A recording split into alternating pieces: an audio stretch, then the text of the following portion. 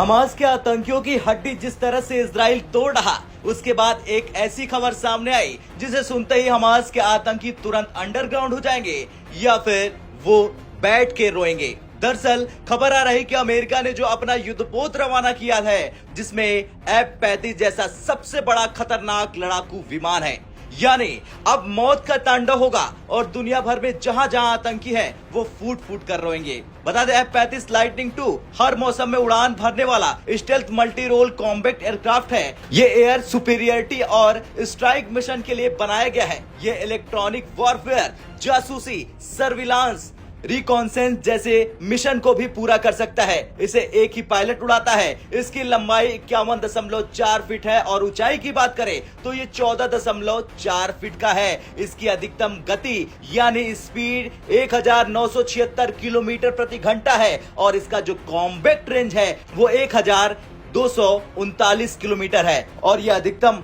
50,000 feet की ऊंचाई तक जा सकता है और इसमें 4 बैरल वाली 25 मिमी की रोटरी कैनन भी लगी है जो 1 मिनट में 180 गोलियां दाग सकता है। इसमें 10 हार्ड पॉइंट लगे हैं और सबसे बड़ी बात यह है कि हवा से हवा, हवा से सतह, हवा से शिप और एंटी शिप मिसाइलें तैनात की जा सकती हैं। इसके अलावा 4 तरीके के इसमें बम भी लगाए जा सकते हैं। बता दें, F-35 की एंट्री तो हो गई, लेकिन इजराइल और हमास आतंकियों के बीच अभी भी भीषण जंग छिड़ी हुई है। दोनों ओर से लगातार हमले जारी हैं। इस जंग की शुरुआत हमास के आतंकियों ने की, जिसके बाद इजराइल ने वो किया जो पूरी दुनिया देख रही है। इजराइल ने हमास के आतंकियों के कई ठिकानों को तबाह कर दिया। इन सब के बीच अमेरिका ने हमास के खिलाफ जंग में इजराइल को समर्थन और सैन्य मदद देने का ऐलान किया।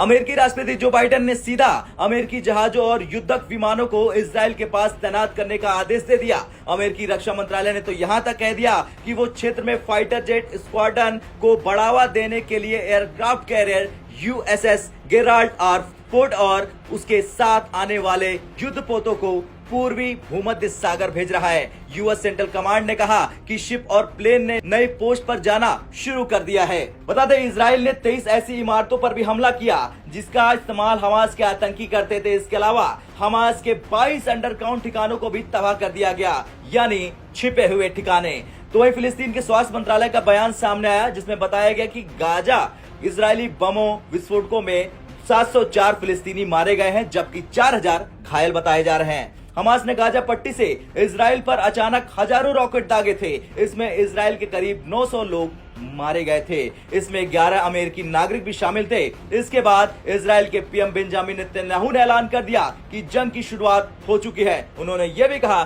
कि वे इस हमले को ऐसा जवाब देंगे कि हमास की पीढ़ियां इसे याद रखेगी। खैर, अब देखना तो ये होगा कि क्या F-35 बना देगा हमास के आतंकियों का भूसा और क्या दुनिया में जहां जहां आतंकी छुपे हैं वो टेक लेंगे घुटने। आपका क्या कुछ कहना है? अमेरिका जिस तरह से कूद पड़ा है इस युद्ध में, उसे लेकर कमेंट कर जरूर बताएं। Bureau report.